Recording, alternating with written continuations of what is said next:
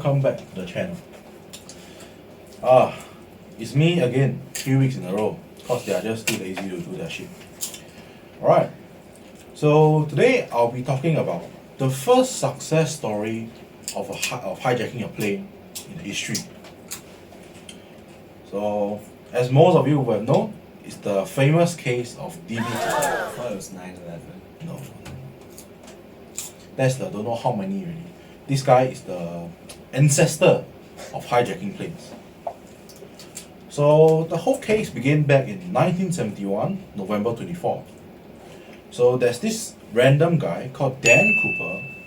It's probably a fake name, but on the airport, on the air ticket, he just recorded down as Dan Cooper. So basically, he went into Portland International Airport and bought a ticket, which flies to Seattle, Washington. So, although I think this is a bit useless, but I'll still say it. So he sat at the middle of the last row seat, which is, this is like some background knowledge. So at that time, there's like always this back seat where the flight steward or stewardess will sit to service like the entire cabin. So he basically picked a seat that is very close to the flight attendant, right, which is the last row seat. And he wrote on a piece of note saying that I have a bomb, and showed it to this female flight attendant called Florence Schaffner. Yes, I have a bomb. You know, these are a bit unnatural, right? Like, you know, right now on the current context, if on a plane that I saw as a steward, like I receive a note, I'll probably be like, probably some phone number. Right. And of course, that's what Florence Schaffner thinks too. So he's like, put in your pocket. And then Dan Cooper started to be a bit more nervous. He's like, can you please take a look at what I wrote? You know, like the simping style. You know? Like, I would imagine that's how it looked like. That's how Genghis Khan would look like. Can you please look at the note? Something like that. Yeah. So basically, Florence Schaffner just took out a look. Oh, boom! Like, huh? You know, if I were the steward, I would just like crump it and throw it back. What the shit are you talking about? Yeah, but she actually believed. So he just sat down and then Dan Cooper just said, Let me show you. It sounds weird. But that's basically what he said. Let me show you the bomb.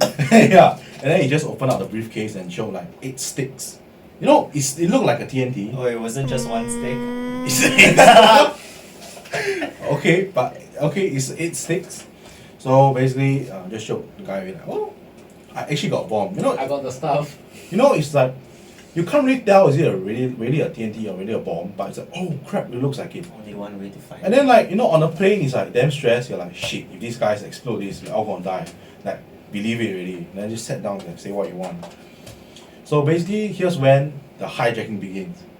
So Dan Cooper basically just told this person, I want basically, actually no, there's another steward is involved.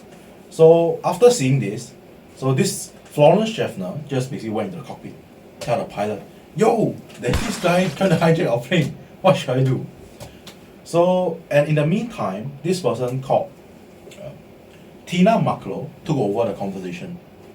And Dan Cooper basically conveyed his demands to this new flight attendant.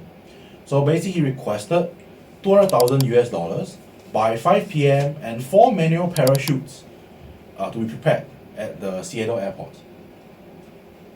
So here there's a question. Why do I want 4 manual parachutes when I'm the only guy? And then you know, parachute got manual and auto, right? And why did I choose manual? Maybe it's as fast as you. So he needs more parachutes. Okay lah, we know he's dumb, forgive him. So I'll answer the why manual first. Okay. So why manual? Because you know, like the auto and manual, the auto is only for the military, and so the normal people only usually, even if they learn how to parachute, they'll learn the manual version. Yeah. And so this is kind of tell like, this guy got some actually professional knowledge. and later will be further impressed by some of the demands that he asked for. And he also requested for a refuel truck to be ready at the airport. So of course, with all the people on a cabin on a plane, the FBI has to just give in and be like, okay, fine, I'll prepare it for you. And that's precisely what the FBI did. So the FBI prepared the 200,000 in $20 bills, which is 10,000 pieces of $20 US bills. And here I have another question for you all. So why $20 bills? Easier to use? Well, you think about it first, later then I tell you. Oh. But you asked us. Later lah, you think use your brain lah. So, there's a lot of coincidence about the use of $20 bills. Like, the fake money case in Canada, in Malaysia, when they printed US dollars, they also printed $20 bills instead of the $100 bills, which is worth more. So there's a deep reason behind this. And 200K then is approximately around $2 million now. Yeah, just a side note. And at 5:45 p.m., the plane landed at the Seattle airport. And Dan Cooper basically dispatched Marklow to collect the ransom and items back. And upon collecting his items, Cooper basically released all the passengers and only kept 4 crews, which included Tina Marklow, which helped him did his stuff. Yeah. So it's a bit sad. I had to do this, do that, and he's still gonna keep me here, he's still gonna kill me. And demanded to fly to Mexico. And here's why I'm a bit impressed by this guy. Like he sounds like a professional pilot with all his demands, He demanded the plane flap to be kept 3 degrees. Do you know what a plane flap is? The wing there, then the flap. Thing. Yeah. And the landing gear to be left down, fly at 2,000 feet, around 150 to 200 knots, and demanded the crew to teach him how to, open the underbelly stairway. That time the plane, like the transport cargo plane, still got a... Now also still have one. Now very rare on passenger plane. Yeah. So, this request, although sound very professional, actually doesn't really make sense.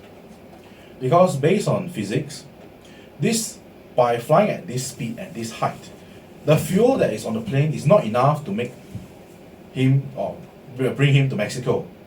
And so he proposed a refuel at another place which I forgot, Phoenix, but was rejected and changed to refuel at Reno.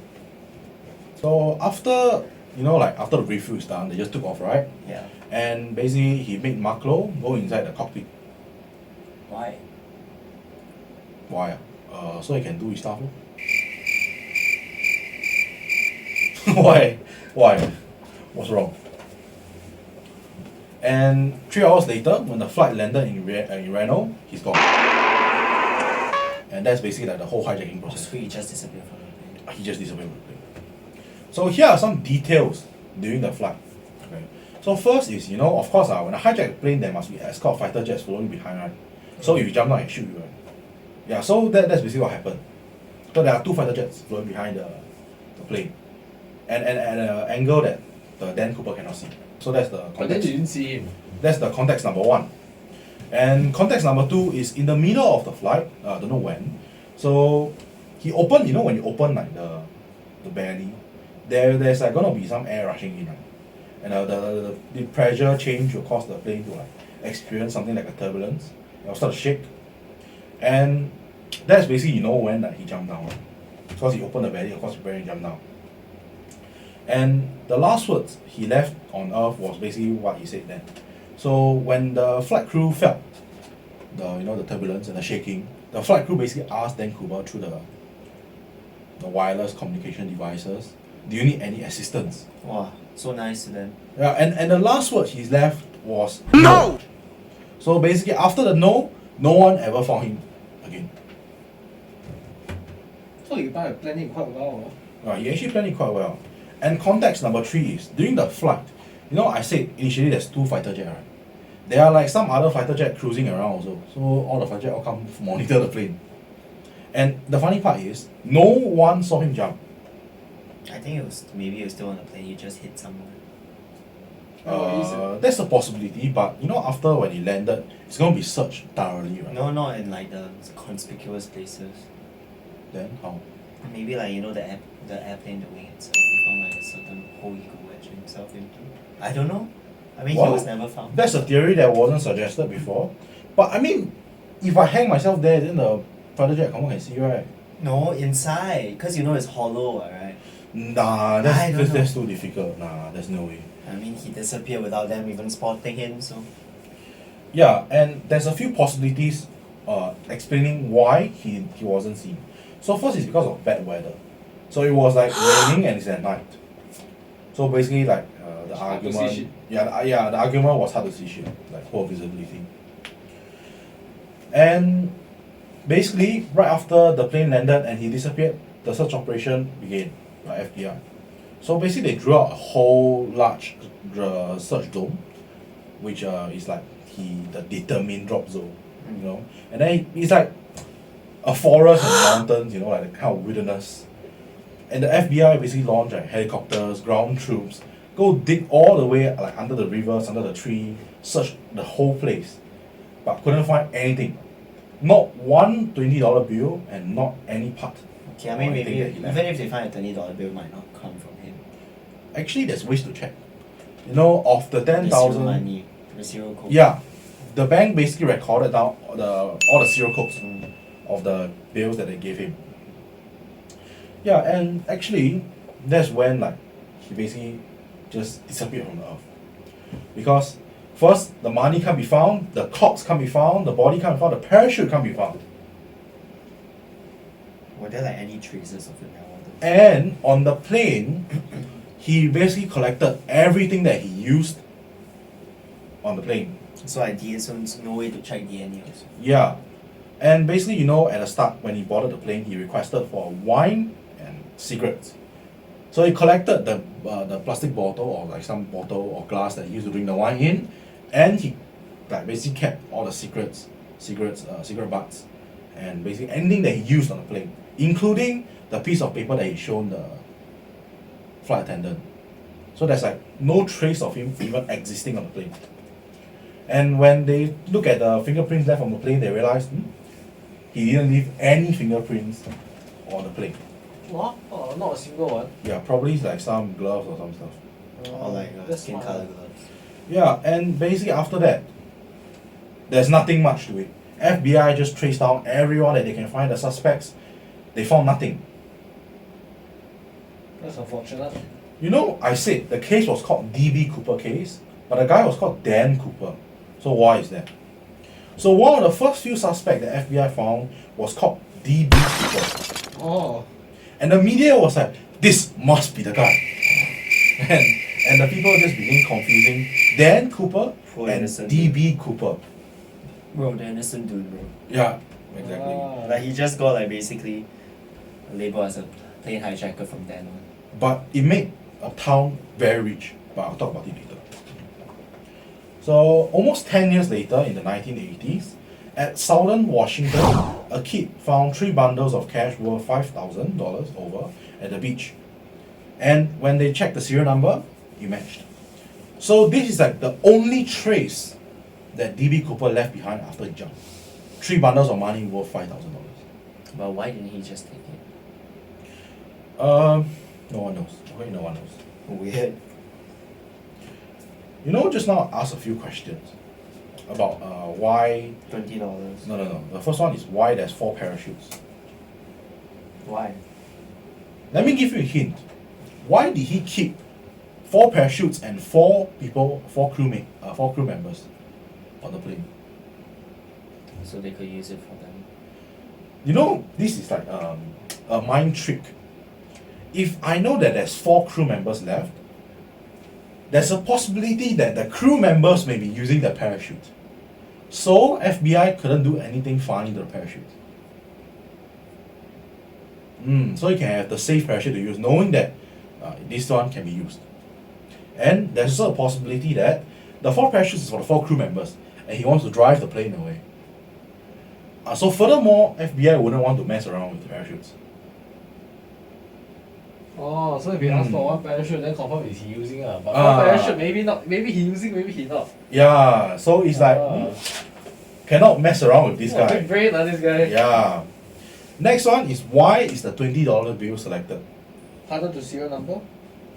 Okay, so you know how they track the serial number? So they were thinking this: $20 is the most used US bill in US because $20 is easy to get change, right? So it's the most highly exchanged and used. So by giving $20 bills, it's easy for me to track because it's so highly used. And if it's like after I get the money and I use it, that means I can track it down very easily. Once you go into the ATM, I know. Once you go to the bank, I know. So that means there's a higher chance that I can track down D.B Cooper. That's why $20 is used, and that's why $20 is printed as fake money very often. Because there's so much one. I inject 1 million $20 bill inside, it's too little to be detected. But that's a case for another time. And of course, D.B Cooper didn't use any of the ransom that he collected. And the 5,000 worth of bills is the only few bills that was recollected. And, of course, this kind of stuff is going to spark imitation. The first ever success in hijacking. So at that point in time, there's like a lot of people imitating him. But except for him, all were caught or all were dead. So this actually sparked some suspicion. So is D.B Cooper alive? Because you see, all the people either die or get arrested. But how come D.B Cooper can pull it off? First guy lah. Yeah, sort of. But so people will start to think that he died. But there's a few evidence to suggest why he didn't. So first you see, he chose the day, right? He gave such specific configurations that he wanted the plane. What height, what speed, what degree the flap is on. This shows that he has super experience with aerospace. And the fact that he knows to ask for manual parachutes shows that he got experience in parachuting. So with all this experience, does it make sense for such a smart guy to miss at the last part? He planned the whole thing so well. Is he going to risk his life and just, take a chance? Probably not, right? No. Yeah. Maybe everything worked out. Might as well. Yeah, but I mean, he wasn't fine. He wasn't found. And from then on, for 50 years, FBI tracked down and questioned thousands and even 10,000s of suspects, wasted a few $1,000,000, and decided enough is enough. They just close the case. I don't have enough money to waste on you, and they just closed the case. And also because by then D.B Cooper was supposed to be 80, 90 years old. So there's like not much point in arresting him. I mean, arrest him, put in prison for 1-2 years, then need to let him out. 2 years, maybe 1 year or maybe 1 month or so. Yeah, but that might be a life sentence. Wow. Life sentence. Wow. Oh, wow. As a 95-year-old, I go inside, serve 4 years, and I come out when I'm 99 years old. Life sentence. Wow. I might as well just die in prison. Yeah, I might as well just die in prison. Okay. So that is the story of D.B Cooper. And just now I said, D.B Cooper made a town very rich. Because after the case, a town near the drop zone, the expected drop zone, was renamed D.B Cooper Town. Of course. And it became a famous location. Uh, And why it became a famous location? Because a lot of people thought he was dead. So the money was supposed to be like scattered in the drop zone. Oh. So a lot of people went hunting for the money. And D.B Cooper Town was a place where they stayed in. Yeah, but so then, spending more money. yeah, but then no one actually found the money. But it made the town famous. And every year they even have a D.B Cooper Day where they hosted a parachuting competition. Of course. Yeah, Of course. and that made the town very rich. Alright, and that's the end of today's video.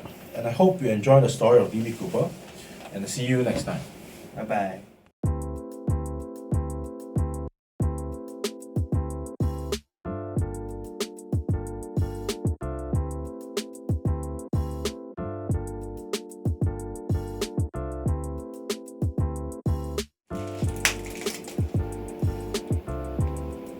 You record already? Great, cut that out. Yeah, I know, blooper.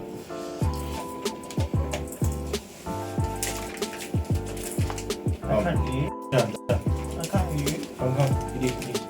Hey! Alright.